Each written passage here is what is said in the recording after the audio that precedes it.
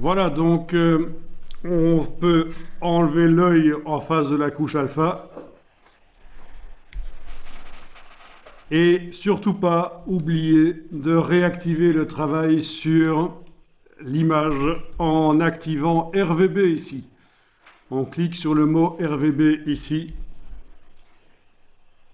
Et voilà, la situation est la suivante. On travaille sur les couches de l'image.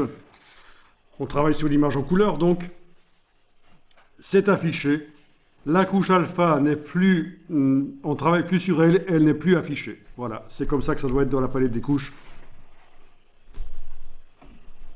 Et puis, vous allez enfoncer la touche commande sur le Mac ou contrôle sur le PC, survoler la couche alpha ici, la vignette, et cliquer sur elle en ayant la touche commande enfoncée sur le Mac ou contrôle sur le PC. Vous cliquez sur la vignette, vous avez rappelé la sélection sur l'image, la sélection cette fois-ci bien sûr modifiée, correcte.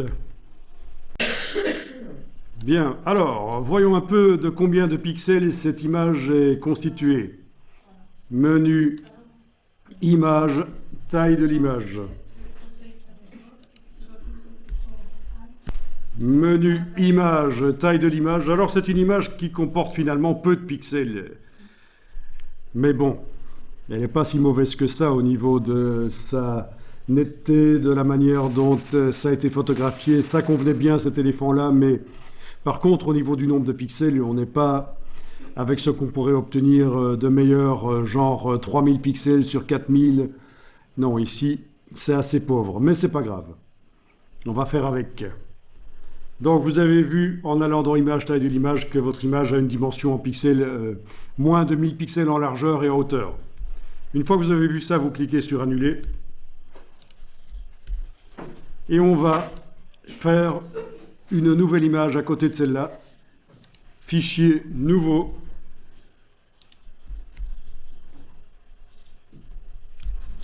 Vous allez déterminer que l'unité de mesure va être le pixel.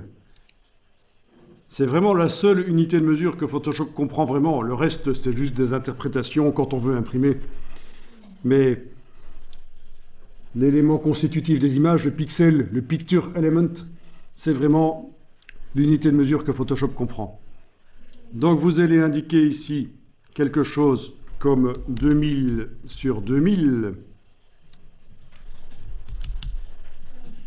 En tout cas, plus grand, ben je prends 2 fois plus grand que le fichier de l'éléphant, en fait. La résolution n'a pas d'importance ici. Ça, c'est quelque chose c'est une notion uniquement quand on imprime. Ceux qui ont déjà touché un peu à l'infographie et à l'image se disent la résolution, c'est quelque chose de super important. Mais en fait, dans Photoshop, ça n'a strictement aucune importance.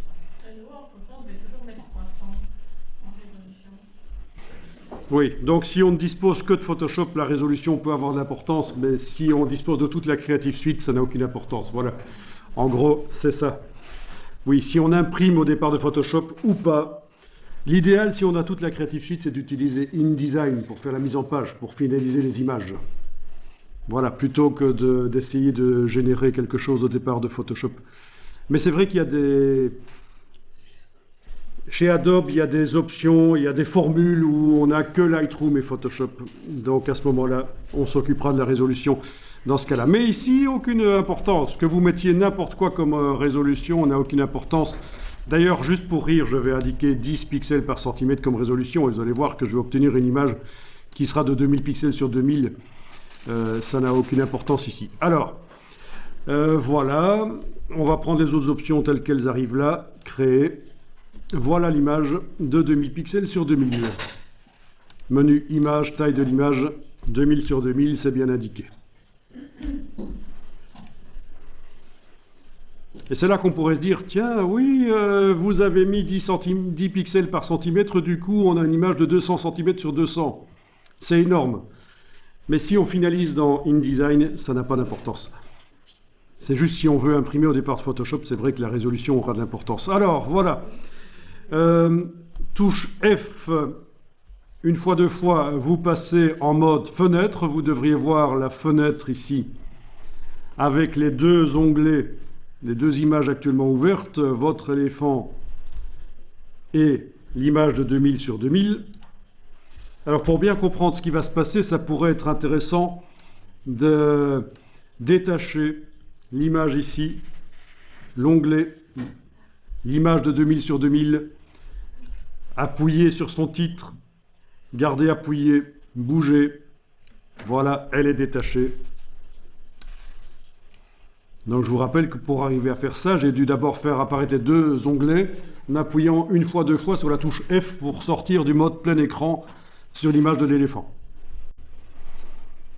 Alors voilà, vous allez pouvoir être sur l'image de l'éléphant et déplacer une copie de l'éléphant sans son décor vers l'image blanche à côté.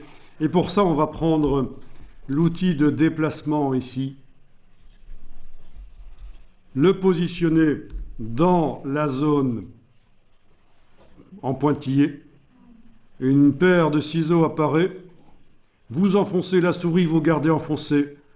Vous amenez le pointeur vers l'image blanche. Vous lâchez le bouton de la souris. Et voilà.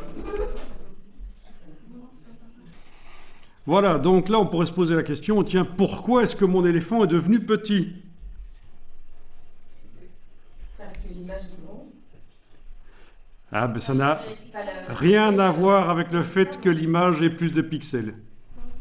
Regardez sur la barre de titre de l'image ici, elle est à 66% d'affichage. L'autre, celle de l'éléphant, est à 131. Donc en fait, l'éléphant dans l'image à 66%, il a toujours le même nombre de pixels exactement. Pas de problème. D'ailleurs, si vous double-cliquez sur l'icône de la loupe dans la palette des outils, vous avez fait venir l'image ici à l'échelle 100%. Si vous faites la même chose pour l'image de l'éléphant, vous l'activez, vous double-cliquez sur l'icône de la loupe dans la palette des outils, elle est à l'échelle 100%. Et vous voyez que vos éléphants ont la même taille en fait. Pas de problème. Donc, aucun changement dans le nombre de pixels qui composent l'éléphant quand il a été transféré. Rien à voir avec le fait que l'image était avait plus de pixels, l'image réceptrice. Bon. Alors, cette image ici, on peut travailler dessus avec la touche F, on peut la faire passer plein écran. Et on va l'enregistrer. Enregistrer sous. Menu fichier, enregistrer sous. Et je vais l'appeler éléphant avec ombre. Les ombres vont arriver après. Je vais déjà mettre un petit incrément à la fin, 0,1, parce que régulièrement je vais enregistrer sous un autre nom.